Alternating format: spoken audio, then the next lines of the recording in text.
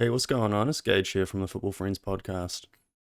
And today I got a video for you talking about the upcoming international break, specifically England's picks for this. Obviously, we have the World Cup in Qatar coming up towards the end of this year. And so, sort of the squad that we're seeing now is likely to be pretty similar to who will go to the World Cup. It'll be trimmed down a little bit, of course, but this is what we have so far. And, I don't know. It's, Gareth Southgate, love him or leave him. He sort of has his favourites, and that's pretty clear in this, I think. So, in terms of goalkeepers, we have Dean Henderson, Nick Pope, and Aaron Ramsdale. I think that's totally fine. Pickford probably would be in there, but I believe he's injured, so he's not going to be in this set of fixtures at least. And, Dean Henderson has been playing well at Nottingham Forest, Nick Pope at Newcastle, and Aaron Ramsdale has maybe not been. Oh, but I mean, Arsenal are doing good, so that seems fair. I don't really have a problem with that. And now we have a massive amount of defenders here. We have Trent Alexander-Arnold, Ben Chilwell, Connor Cody, Eric Dyer, Mark Guehi, Reece James, Harry Maguire, Luke Shaw, John Stones, Fikayo Tomori, Kieran Trippier, and Kyle Walker. So a ton of defenders there. In fact, there's actually 4 right backs. So we have, Trent Alexander-Arnold, Reece James, Kyle Walker, and Kieran Trippier, all right backs in this squad. But if Southgate plays the sort of way he normally does, it's like 3 at the back, and Kyle Walker is usually one of those 3 in the back, and then you have a fullback that can do lots of crosses and stuff, so Trent or Trippier or something like that. And so, it sort of makes sense if Kyle Walker is one of these sort of centre backs, but a lot of people were upset that Ben White didn't make it in there because he's been playing very well for Arsenal at the moment too, and he's a good English centre back and things like that. Of course, and another controversial one, of course, is Harry Maguire. A lot of people think that Maguire has been underperforming, and he's been dropped by the first team at Manchester United. So I mean it's because I think he's got a leadership role in the squad and things like that. But I can understand why people aren't too happy about that one. And Connor Cody's in there too, decent player, of course. Again, another leader, I suppose. And Mark Guehi as well. I feel like he's been developing, so he probably sort of deserves to be there. But Luke Shaw, I suppose, he's also been dropped at Manchester United. So a lot of people aren't too happy about that. So, but look, a lot of defenders, of course, and then there's only 5 midfielders here. So we have Jude Bellingham, Mason Mount, Calvin Phillips, Declan Rice, and James Ward-Prowse. So, of course, the way that Gareth sets up is 5 at the back, and then you have 2 holding midfielders. So it's like seven sort of defending players. So I don't know. Seems so weird for modern football, but so it's going to be 2 holding midfield, a midfield 2, both holding. So Jude Bellingham, Mason Mount is, I don't know, he did play sort of a midfield recently, but it's more common you see Mason Mount going forward, like as a attacking midfield. So he would pop up on one of the wings in kind of formation like this, but I don't know. Yeah, and then Jude Bellingham, of course, great player, totally deserves to be in there. Calvin Phillips has barely played any minutes at all for Manchester since he moved to Manchester City, so a bit of a weird one too. And then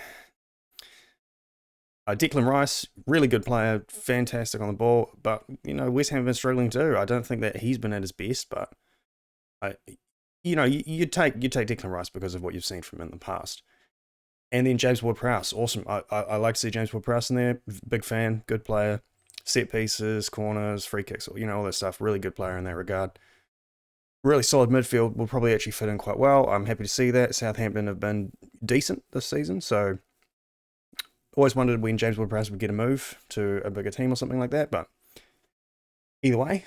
But seems very short. Very there's not a lot of choice in this midfield, and I don't know, midfield is where a lot of games are won or lost, so I don't know. Interesting choice here. And so, moving on to the forwards, we have Tammy Abraham.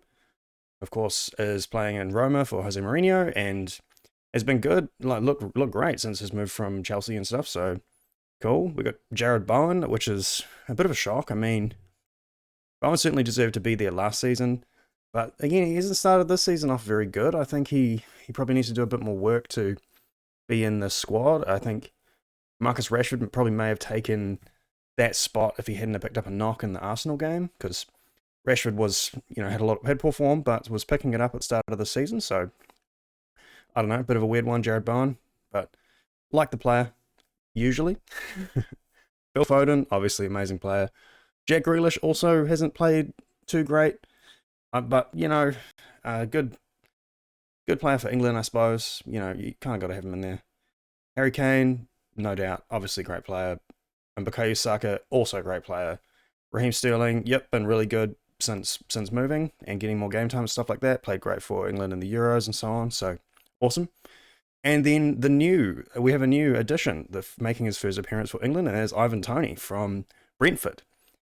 And so this is awesome. I'm very happy for Ivan Toney here. This will be his maiden call-up, and I have this article here. Yeah, okay.